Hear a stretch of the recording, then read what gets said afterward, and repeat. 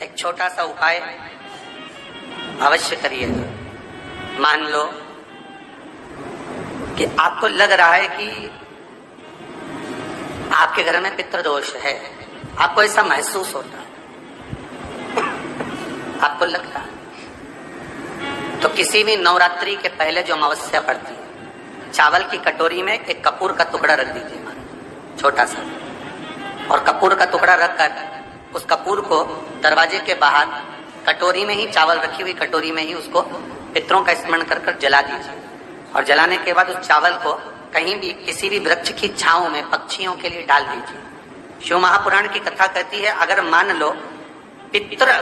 आपको कष्ट दे रहे हैं, पितर आपको तकलीफ दे रहे हैं, कोई काम नहीं होने दे रहे हैं, या कहीं आपको ऐसा लगता है कि पितरों का दोष है, तो वो पितृ दोष देवी, अब ये जो आप करेंगे ये कब कर रहे हैं? अमावस्या के दिन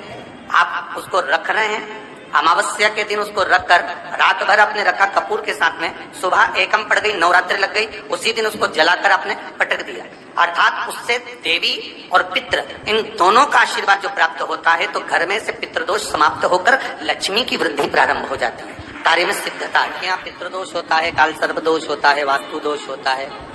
उनको ज्यादा कुछ नहीं करना होना। महाराज एक बेल का फल लीजिए। क्या लेना है? बेल का फल, बेलपत्री का जो फल होता है उसको ले लो,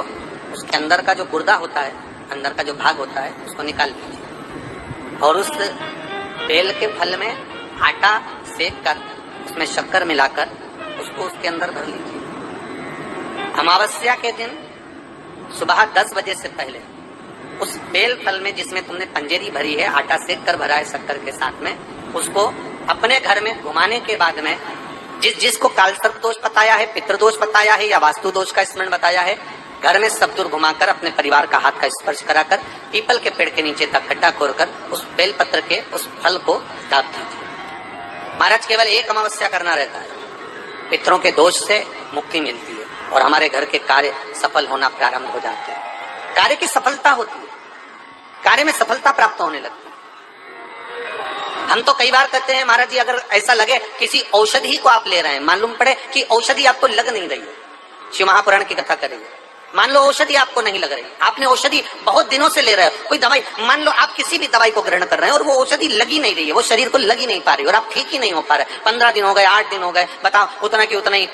कैटरीना है, उतना ही उतना अपना भरा हुआ, वही की वही लीवर, वही की वही किडनी, वही की वही स्मरण, सभी कुछ वही वही है, उतने की उतना ही।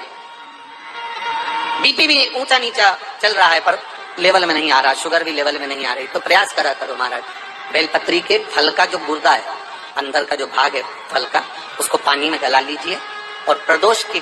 कम से कम प्रदोष नहीं हो और बीमारी जरा दवाई लगी नहीं रही हो, तो बिना प्रदोष के भी कर सकते हो। उसको पानी में गलाइए, आधा घंटा पानी में, जैसे आपको सुबह मंदिर जाना है 10 बजे, तो सुबह